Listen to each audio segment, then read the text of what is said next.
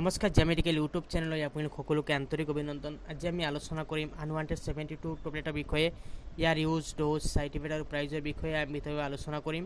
আপোনালোকে ভিডিঅ'টো শেষলৈকে চাব। যদি আপুনি নতুন চেনেলটো ছাবস্ক্ৰাইব কৰিব, লাইক কমেণ্ট শ্বেয়াৰ কৰিব, আৰু যদি ফেচবুকত চাই আছে তেনেহ'লে চেনেলটো ফ'ল' কৰিব, লাইক কমেণ্ট শ্বেয়াৰ কৰিব। কোনো প্ৰটেকশ্যন নোলোৱাকৈ শাৰীৰিক সম্পৰ্ক কৰিলে বা কণ্ডম ফাটি গ'লে তেনেকুৱা কণ্ডিশ্যনত এই টেবলেট ব্যৱহাৰ কৰা হয়।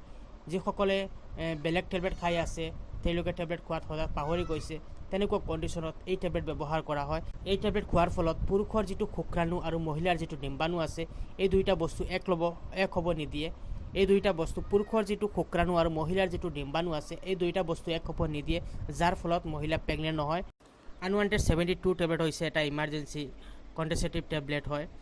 যিসকলে প্ৰটেকশ্যন নোলোৱাকৈ তেওঁলোকে শাৰীৰিক সম্পৰ্ক কৰিব বিচাৰিছে, অৰ্থাৎ মিলন কৰিব বিচাৰিছে বা ছেক্স কৰিব বিচাৰে, তেওঁলোকৰ কাৰণে এক বহুত ভাল টেবলেট। আনৱান্টেড 72 টেবলেটৰ কমিশ্যনটো হৈছে লিভ'নৰ্গেষ্ট্ৰেল টেবলেট বুলি কোৱা হয়। এই টেবলেট 24 ঘণ্টাৰ ভিতৰত ব্যৱহাৰ কৰিলে 95% ৰিজাল্ট পোৱা যায়, আৰু যদি আপোনালোকে 48 ঘণ্টাৰ ভিতৰত ব্যৱহাৰ কৰে তেনেহ'লে আপোনালোকে 85% ৰিজাল্ট পাব।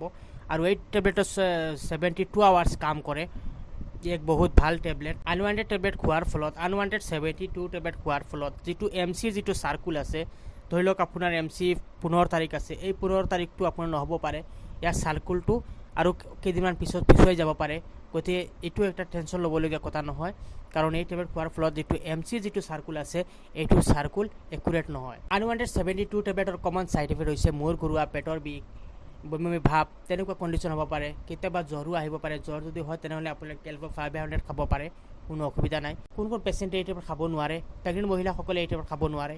যিসকলৰ হাৰ্টৰ প্ৰব্লেম আছে, কিডনিৰ প্ৰব্লেম আছে, সেইসকল পেচেণ্টে এই টেবলেট খাব নোৱাৰে। আনৱান্টেড 72 এটা ষ্টেপত এটা টেবলেট থাকে। এটা টেবলেট হৈছে হৰমন টেবলেট। এই টেবলেট খোৱাৰ ফলত ব্লিডিং হ'ব।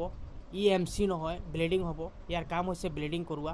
যদি এই টেবলেট খোৱাৰ ফলত 3 সপ্তাহ পাৰ হৈ গৈছে, আপোনাৰ ব্লিডিং হোৱা নাই, তেনেহ'লে আপুনি লগে লগে পেচাবটো চেক কৰিব। চেক কৰাৰ ফলত যদি আপোনাক প্ৰেগনেণ্ট দেখুৱায়, তেনেহ'লে আপুনি ডক্টৰৰ লগত আলোচনা কৰিব।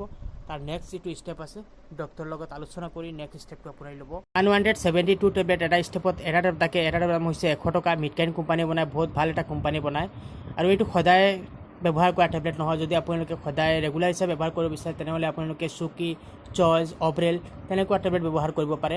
এই টেবলেট আপোনালোকে বছৰত 2টাহে ব্যৱহাৰ কৰিব পাৰে, ইয়াতকৈ বেছি আপোনালোকে নোৱাৰে। গতিকে আপোনালোকে যিকোনো সময়ত এই টেবলেট ব্যৱহাৰ নকৰিব।